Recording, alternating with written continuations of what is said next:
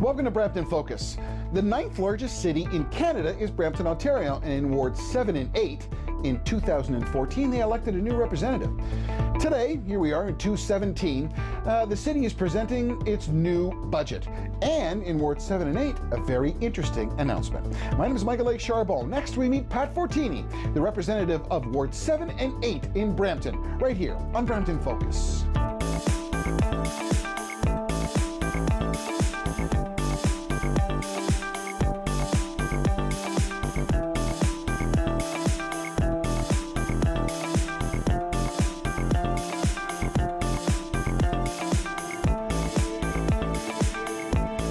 And welcome back to Brampton Focus. He's a councillor for Wards 7 and 8.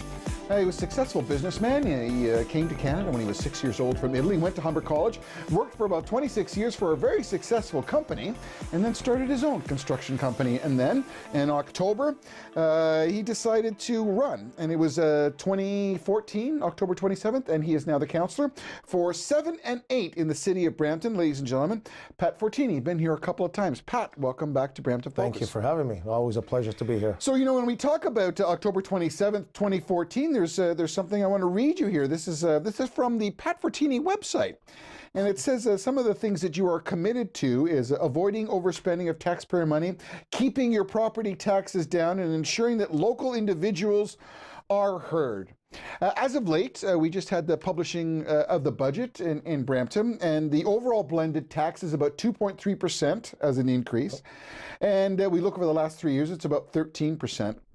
But the distressing part, Pat, is really when you look at the McCarter report. They hired this gentleman for $50,000, and he comes back to report to council about what he found: $1.2 billion in infrastructure problems, depleted reserves, $141 million of debt coming forward, 2/3 of the budget increases to cover salaries, and on top of that, and this is the last point that I'm going to land on here, is that the councillors themselves voted themselves a 7% raise to the tune of just over $500,000.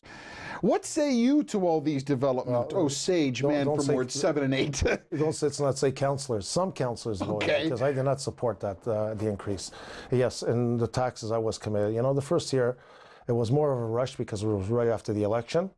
And I understand, but this year, you know, it's at the 2.3%. So you've gone down, because last year it was 4.9. So that legitimately it did go down. You got to remember, our portion is only 0.8, because 0.8 is a region and 0.7 is the school board. So 1.5% is automatically not controlled by us. It's controlled by the school board and the region. So really, we're under 1%. But when you combine it all together, it's 2.3%. So, you know, I think we did pretty good.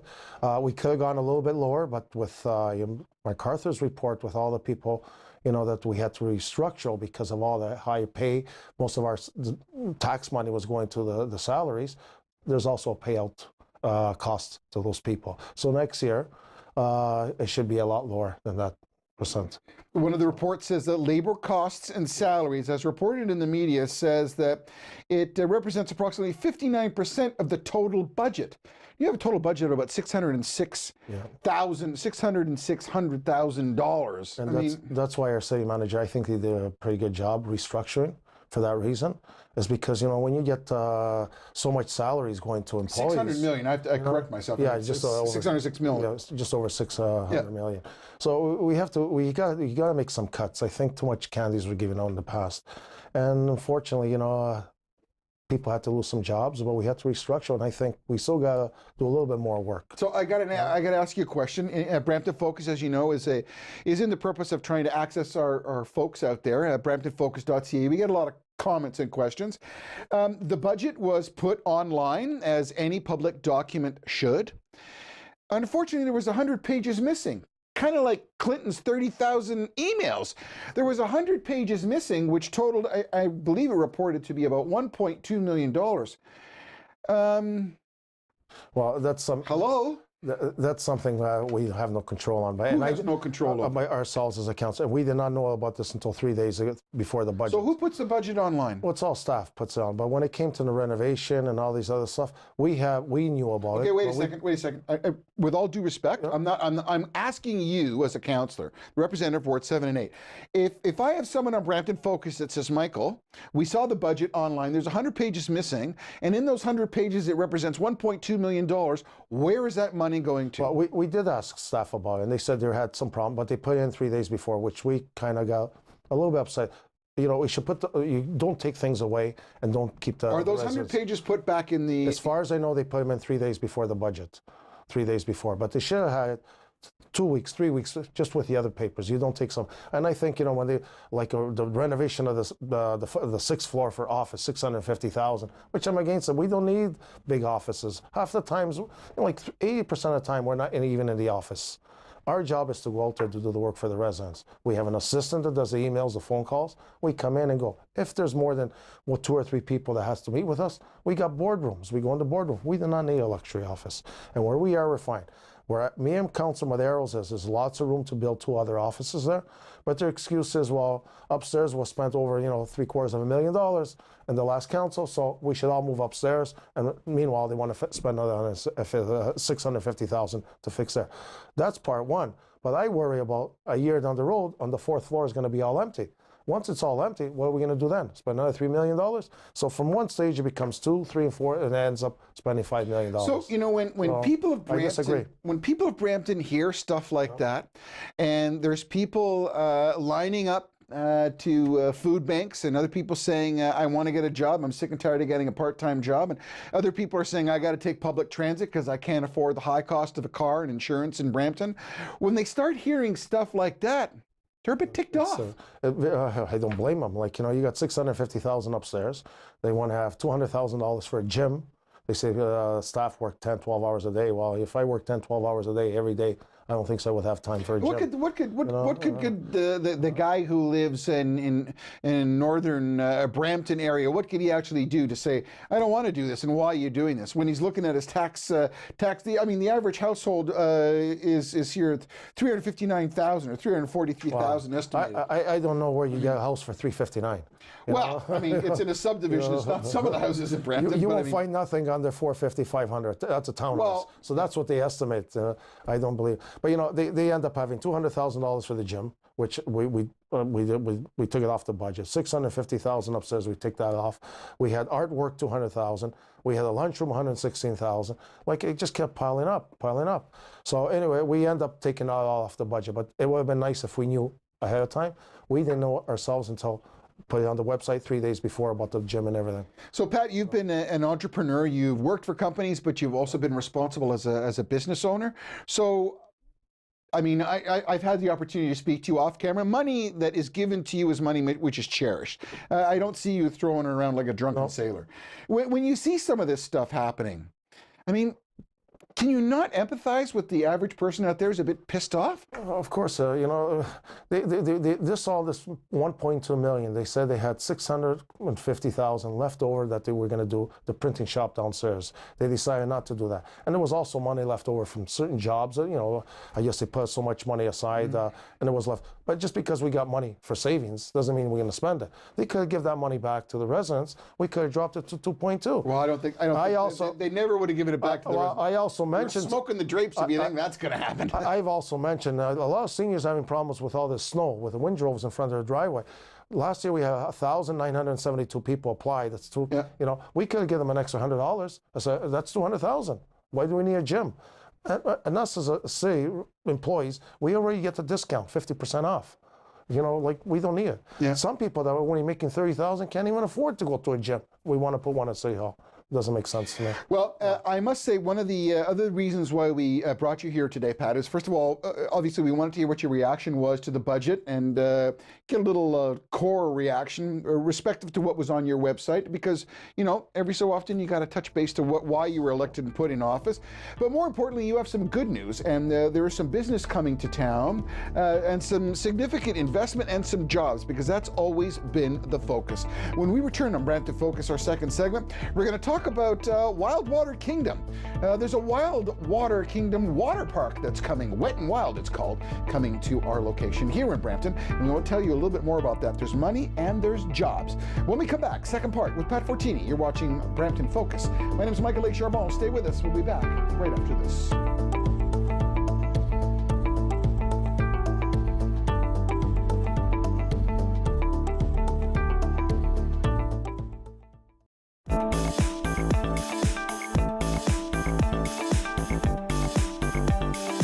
Welcome back to Brampton Focus. Well, in our first segment, we talked to Pat Fortini, who is the representative for Ward 7 and 8. We said he had some good news. Pat, we're now joined by Mr. Steve Mayer, who is the general manager of Wet and Wild. And you have some interesting news to bring to our folks in Brampton here. Yes, this is a new park coming in. Everybody knew it as Wild Water Kingdom, but thank God, now that we figured out that a new park's coming in. They spent 2 years, it was closed. And we got this great investment coming in and jobs, and we're all happy. So Wild Water Kingdom, as it was known, opened up basically in 1986. It's a 100-acre park. It's located near the Clairvaux Conservation Area. But now, $25 million has been put up by this new company called Wet and Wild. And all the way from Texas, Steve Mayer is coming here, and you're the general manager. And I must say, when I was looking at some of the other parks that are owned by this company, I mean, we've got West Palm Beach, Hawaii, Palm Springs, Phoenix, Houston, Oklahoma City, Denver, Colorado. I mean, this is probably your most chilliest area, and you're from Texas. Wow. A little bit of a shocker. Yeah. A little bit of a shocker. Weird to talk about swimsuits right now, right? But $25 million, that's a substantial investment, and it really shows commitment on behalf of the company. And you as a general manager, you're like the cheerleader at the front of the parade. Tell our folks a little bit. I mean, there's some economic benefits, there's entertainment benefits. I mean, you're actually working now as we speak to do this. Yep. Well, the first part is going to be building the park. We got a lot of renovation to do. It was run down a little bit if anybody's been out there. But we're also going to expand in a big way. We're putting on top of what we have and refurbish 5 major attractions. Right. So it's almost a whole new park. A lot of things for young kids, families, moms are going to really like it. And then a lot of marketing and hard work and all that. So. But more importantly, and Pat, I think you can speak to this, there's an injection of jobs here. I mean, in 2014 and 2015, when the park was not there, there was obviously nobody to run it because it wasn't open. What kind of an impact are we going to see from a job standpoint? Big, 2 years, you get all these 600 jobs or 500 jobs between full-time and part-time. Well, it's a summer job. It's a summer job for students. It's just amazing. You're looking at about 5 to 6 months, give or take the season. And when I heard that they closed down, everybody was kind of depressing, but thank God everything worked out well, and a new investor coming in. So I always find this interesting when politicians get involved to try and plug a hole, and this was a hole. I mean, it wasn't working. It was a viable business when it was up and running, and now we've been able, from a Brampton standpoint, to entertain premier properties. I mean, these guys are major players in the amusement park business. This just isn't some guy who thinks he's going to throw a stick at throwing water down a hoop. I mean, this is a huge. How did you come to be able to get involved in this, or did they come to you? How was Brampton selected as an option for this? When I heard it closed down, I met John Spiveri, gave me Dr. Chong's number. He was the owner. And they were going to renovate, have a partner, didn't have a partner. But, and at the end of the day, we're pushing him a lot, try to do the best you can, because it's an attraction for the city. Yes. And it's also, it's a feather in your cap. Vaughan and Malton and Mississauga and Brampton for these student jobs. And when you lose 300 to 500 jobs, just students, it's a lot of jobs. And when you look at also, it increases the tax base. How about accessibility? Does Zoom go there? How accessible is it? We just asked for the bus stop to go right in front, which they're going to provide the city. And the city, we got to give a lot of thanks to Michael Gagnon. It was very helpful getting this mostly together. But kudos to Michael Gagnon, I must say. He's been a push in the city of Brampton. He's made a lot of things happen, which are very positive. And the staff, the city hall, usually take time to do site plans and all. They jumped on it. It's jobs. We got Ida Pasta doing a big extension. We got Annex, another 90 jobs coming in. And, that's what it is. It's I always said, we got to create jobs for the city. You know, sitting at City Hall or wandering around and talking is not what brings jobs. So, Steve, I got to ask you, when you think of the city of Brampton, and when you look again at the wonderful catalog that Premier Properties is involved in amusement parks, a water-based fun attraction in a country which it's freezing cold out there right now. Why did you invest in Brampton? What was it that made it a viable option for you to come into and make such a great commitment? Well, this is a huge market. There's 7-8 million people in the GTA. Just a great opportunity. Canadians do love going to water parks. Yep. I mean, when they can get outside in the summer, they go. So hopefully we'll have a lot of 30-degree Celsius days. And I have to say, when I had our two kids, they were young, we went many times because a water park for us Canadians, and I will identify with it, it's not as usual. It is a unique. I mean, Darien Lake for us, and that's ironically when I looked up and did some research, that's also another one of your properties. Yep. We used to see that on Channel 7 all the time. Oh, we want to go there. We want to go. So now it's now when you talk about your major competition, Canada's Wonderland. I mean, that really is the elephant in the room. Mm-hmm. How do you compete against something that's existing like that? Well, we're just going to be a lot different. We're a water park. We can stand alone. It'll be a little more affordable. We'll actually, as far as a water park, we'll have more things. We'll be a bigger water park. We'll do just fine. So when, with about a minute to go in this segment, when people think of Wet and Wild, this is a whole new scenario. As we stated, you're already doing renovations right now. So this will not be the old water park. This is going to be the new improved water park. Mm-hmm. What would you compare it to some of your other facilities that people may have been to? Well, we do have a handful of other water parks. We have Wet and Wild Hawaii, Wet and Wild Palm Springs. Is there one that kind of is reminiscent that we could say, geez, that's going to be kind of what it's going to look like? Well, it's going to have a Caribbean theme, a little bit like our one in Houston and one out in the Virginias. I think you'll just have to come out and see it. So tickets, I want to talk to you. How will people be able to acquire tickets? Well, the easiest way is to start going to our website, wetandwildtoronto.com, and join our Wild Rewards Club. And then we're going to let them know as soon as the passes go on sale, which hopefully will be probably close to this week. That's cool. So we're talking about just the very beginning of 2017. And how much time duration do you think the park is going to be open to? September, October? Usually to Labor Day. Labor Day, yeah. When they go back to school. Right. And if we can do some more picnics or group outings, we'll do that as far as we can go into September. Fantastic. Steve Mayer, he is the general manager of Wet and Wild. And when we come back, we will reconvene with Pat Fortini and use that crystal ball. What's happening in 2017? What happens next? Where do we go from here? My name is Michael A. Charbon. You're watching Brampton Focus. Stay with us. One more to go. We'll be right back.